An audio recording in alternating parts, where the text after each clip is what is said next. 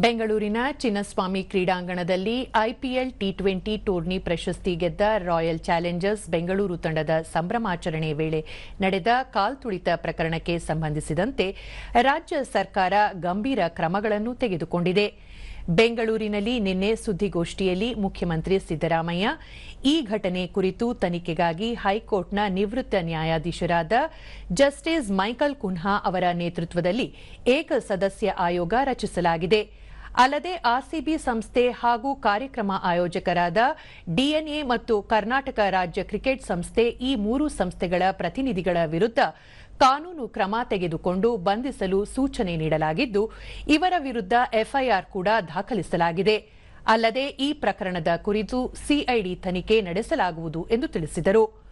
ಬೆಂಗಳೂರು ನಗರ police ಆಯುಕ್ತರಲ್ಲದೆ Cubbon Park police ಠಾಣೆ inspector ಸೇರಿದಂತೆ ಈ ಭಾಗದ ಎಸಿಪಿ, ಸೆಂಟ್ರಲ್ ಡಿಸಿಪಿ ಹಾಗೂ ಕ್ರೀಡಾಂಗಣದ ಉಸ್ತುವಾರಿ ವಹಿಸಿದ್ದ ಹೆಚ್ಚುವರಿ ಪೊಲೀಸ್ ಆಯುಕ್ತರನ್ನು ತಕ್ಷಣದಿಂದ ಅಮಾನತುಗೊಳಿಸಲು ತೀರ್ಮಾನಿಸಲಾಗಿದೆ ಎಂದು ಹೇಳಿದರು.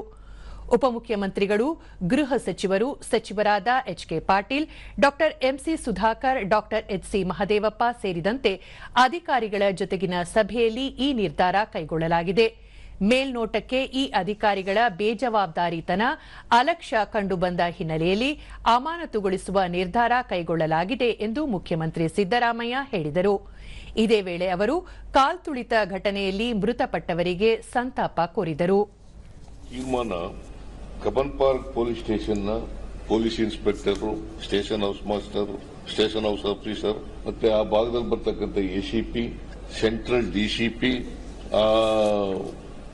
ಕ್ರಿಕೆಟ್ ಸ್ಟೇಡಿಯಂನ incharge, additional commissioner of police ಮತ್ತೆ ಕಮಿಷನರ್ ಆಫ್ ಪೊಲೀಸ್ ಇವರನ್ನು ತತ್ಕ್ಷಣದಿಂದ ಅಮಾನತುಗೊಳಿಸತಕ್ಕಂಥ ತೀರ್ಮಾನವನ್ನು ಮಾಡಿದ್ದೇವೆ.